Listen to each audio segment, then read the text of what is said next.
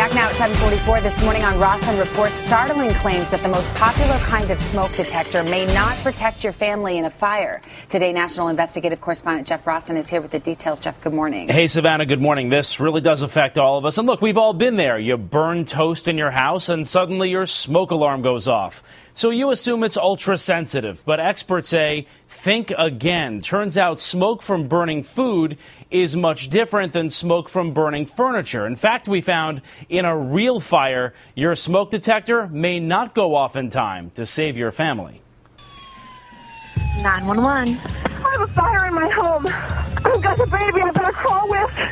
A desperate mother waking up to a house full of smoke, trying to save her kids. As I'm trying to get upstairs, my first thought is the 4 people that I have upstairs. Trying to make sure that they're not scared to death, that they're safe, and that they're okay. I have 4 children dead in the house. This body is incinerated. The kids didn't make it. Cause of death, smoke inhalation. So why didn't they have more warning? After all, Amanda Deputy says the house had working smoke detectors. We put fresh batteries in the smoke detectors. We pushed the test button, so I knew they worked. And then when it was time, they never went off. Amanda says she had the most common type of smoke detector, used in 90% of homes. Inexpensive, easy to find alarms that rely on ionization technology. They work well to detect fires with fast flames. But experts say some of the most deadly fires are the smoldering, smoky kind that can fill your home with toxic gases while you sleep. Experts say in those fires, ionization alarms don't work well, going off way too late or not at all. And that means that the individuals could have a fire in their home and never receive a warning. Don Russell is a scientist at Texas A&M. He's run hundreds of tests. When I go to the store to buy a smoke detector, I assume that it's going to sound when there's smoke. That's a reasonable assumption, but it's wrong. His findings are a bombshell in the industry, that the most popular smoke detectors may not help you in a fire. You're about to see just how scary that can be. We had Dr. Russell set up a test at the Texas A&M Engineering Extension Service. First, Dr. Russell placed 3 ionization detectors, the kind most of us have, in a room with a couch. Next, firefighters set a slow, smoky fire using a soldering iron. We're watching on monitors outside. Firefighters say every minute counts to get your family out. But watch, the room is filling up with smoke, and the smoke detectors still haven't gone off. It's been 30 minutes. The smoke is all the way to where the smoke detectors are, and we still don't have any alert from the smoke detectors. Finally, at 36 minutes. We do have a smoke detector going off. Minutes later, the other 2 go off, just as the couch is about to erupt in flames. It's way too late. It's too dangerous. You couldn't get out of that room reliably. Remember, this is the type of smoke detector most of us have. But there's another technology out there that experts say gives you better warning in these fires. It's called a photoelectric detector, and even government tests show it goes off much sooner in smoky fires.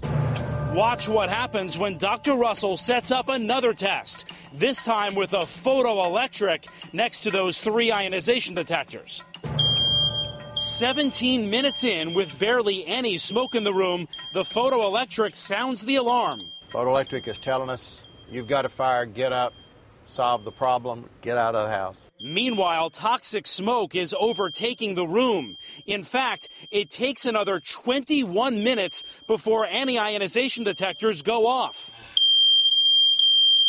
These seasoned firefighters are shocked. All I could think about was my own family. And if I would have relied on ionization, then my family probably wouldn't make it out. But with the photoelectric, they would have had plenty of time to get out. Photoelectric technology has been around for decades. And while the leading smoke detector companies make photoelectric alarms, they still sell most of their products without it. I think it's probably a business decision. The ionization detectors cost less money to make than the photoelectric. That is a correct statement. The companies told us all their detectors provide adequate escape time and meet safety standards. They will only respond when there is government pressure to do so. So we went straight to the government agency overseeing the companies, the Consumer Product Safety Commission. Why not tell these smoke detector companies, make sure to get that photoelectric technology into all of your detectors so you're covered completely? Why not mandate it? Because both technologies are working and saving lives. We know of several cases where the smoke alarm, people say, just did not go off.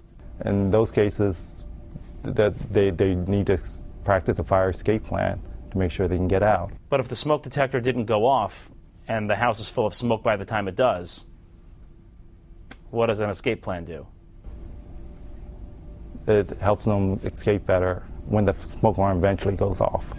But eventually isn't good enough for Amanda deputy who lost nearly everything. I would like to think that if I had known that I might have a family of 7 instead of a family of 3.